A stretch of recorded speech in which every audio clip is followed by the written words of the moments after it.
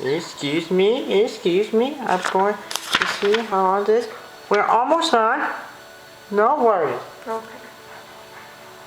Now the English officers certainly did not want to let Paul loose, so they put him along with other prisoners at the center of their group, and they rode off toward Langston. As they approached the town, they heard a volley of gunfire.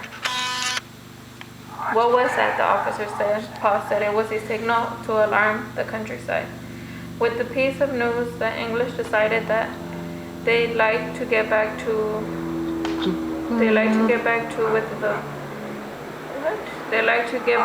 their own troops in a hurry. Indeed, they were in such a hurry that they no longer wanted to be bothered with prisoners. So after relieving the prisoner of their horses, they set them free. And then what happened? Paul felt bad, of course, to be on the big ride without a horse. He felt uneasy to be a moonlight road on foot, so he struck out through the country across stone walls, through pastures, over graveyards, back into Langston to see if John Hancock and Samuel Adams were still there. They were just preparing to leave town in John Hancock's carriage. Paul and Hancock's clerk, John went with them. All went well. They rode about 2 miles into the countryside, and suddenly John Hancock remembered that he had left a trunk full of important papers in Langston travel. This was a mistake. He didn't want the English to find those papers. So what happened now? Paul and John got out of the carriage and walked back to Langston. It was morning now. From all over the area, farmers were gathering on Langston Green.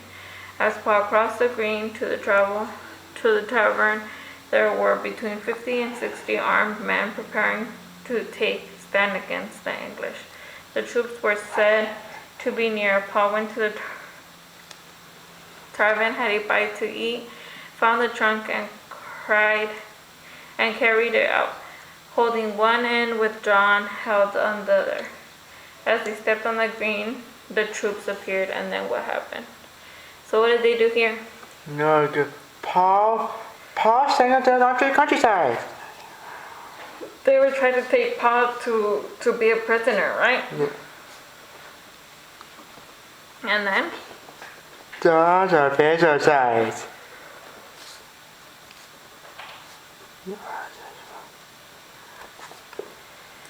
They were taking Paul to be a prisoner, and then they let him go, right?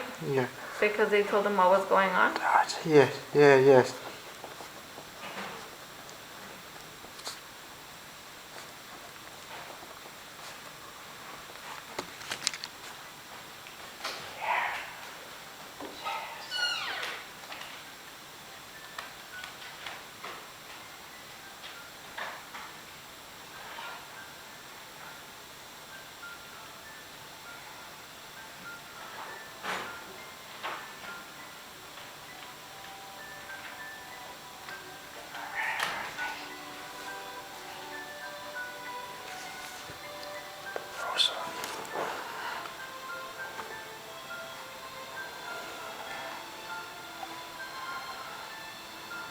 So they said he was going to go to jail, right? And then they let him go? Yes, he was.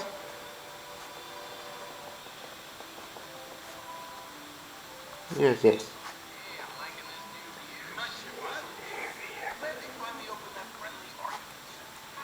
And then John left some papers, right? Some important papers that they were not allowed to see. Yeah. So they had to go back, right? Yes. But when they got back, there was already troops there. Yeah.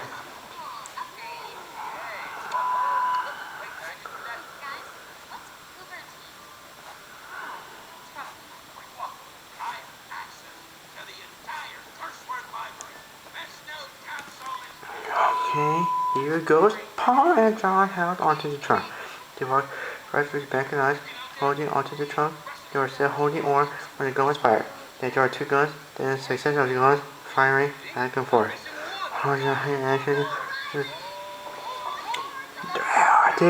SRT. Paul and John held onto the trunk. They walked right through the mechanized, holding onto the trunk. They were still holding on when the gun was fired. Then there were no guns. The succession of guns fired back and forth. Paul did not pay any attention to who was fighting or who fired first. He did not stop to think that this might be the first battle of a war. His job was to move a trunk to safety, and that's what he did.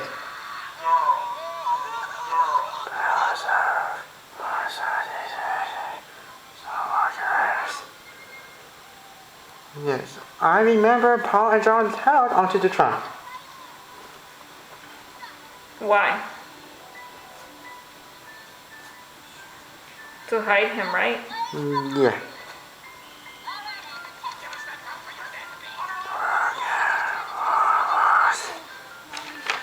Okay, there was.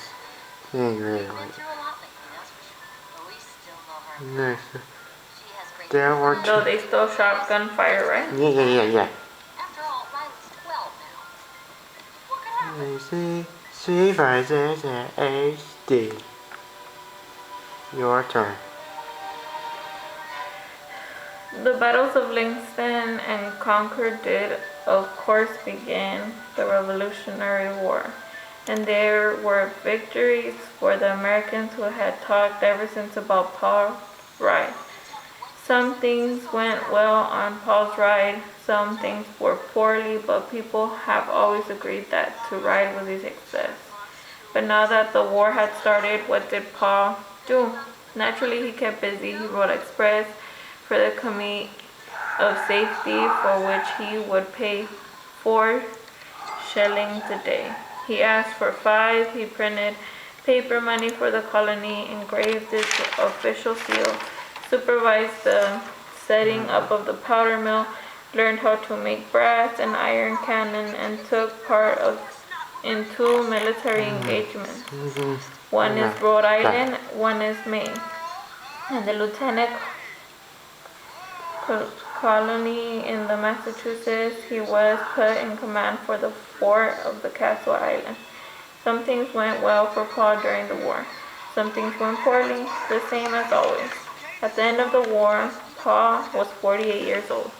He went back to silversmithing, but that wasn't enough to keep him occupied, so he opened a hardware store. In addition to hardware, he sold sandpaper, playing cards, wooden cloths, sealing wax, fish lines, wallpaper, stones, pencils, and spectacles. Once he sold Samuel Adams 2 dozen sleigh bells. Later he set up a foundry and made stoves, hammers, bolts, cogs, braces, and pumps. Then he began to make church bells. He made 398 bells, most of them weighing at least 500 pounds. He charged 42 cents a pound for them and often had trouble collecting his bills. 75 of his bells ring in the New England steeps. So what did you get from here? I remember Lexington and Concord began the Revolutionary War.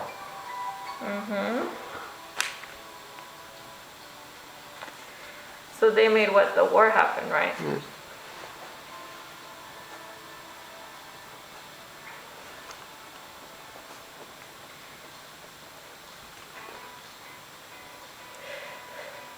And, How old was he when the war ended?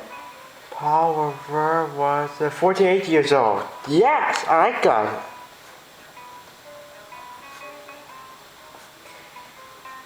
When the war was done, where did he go back to?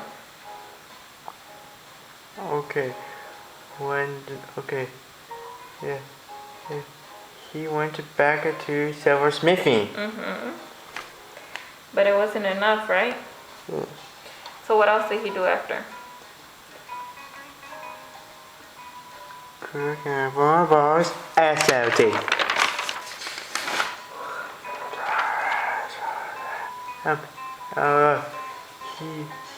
He went to the hardware store. He opened up his own hardware store, right? Yes, I got it.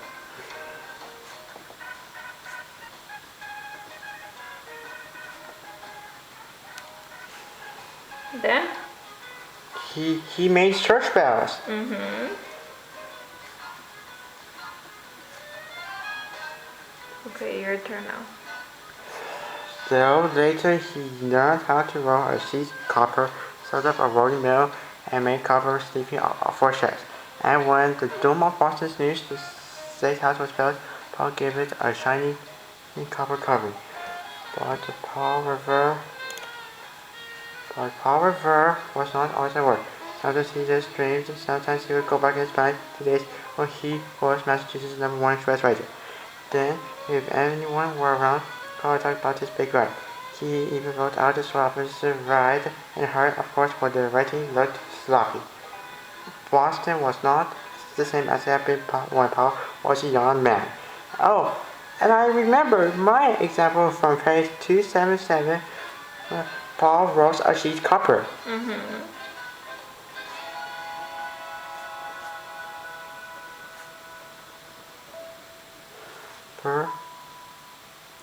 And I remember where he would go back to Massachusetts #1 express rider. And he would talk about his big ride, right? Yes.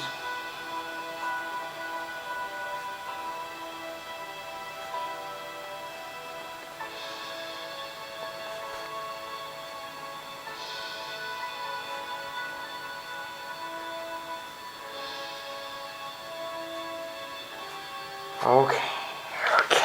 I made it. Thank you. One more. 278, the last one. No one bothered now to count the streets and the outlets, the horses and houses. They were too busy putting up new buildings, tearing down hills, filling in ponds, building bridges, and making the city bigger. They still did count the people, however. In 1810, when Paul was 7 years old, there were 3 streets and people Boston. 19 of these were Paul's grandchildren. He also had great-grandchildren, but no one bothered to keep a record of them. But it was the great-grandchildren, more than anyone else, who liked being around when Paul told a story. If he paused or he appeared to be at the end, he would urge him to keep on. And then what happened? They would ask, and then what happened? Okay. Are you ready to answer the question? Yes. Notes are here. Here's the paper you have. Let me try to see what comes up and what goes with it.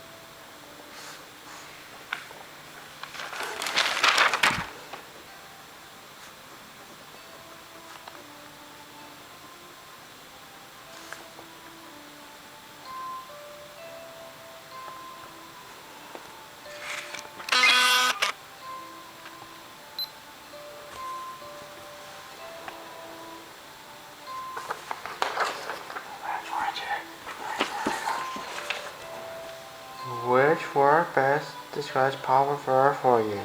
Smart, ambitious, busy, lucky, energetic, accomplished, or something more? Explain your choice. My choice for Paul Revere is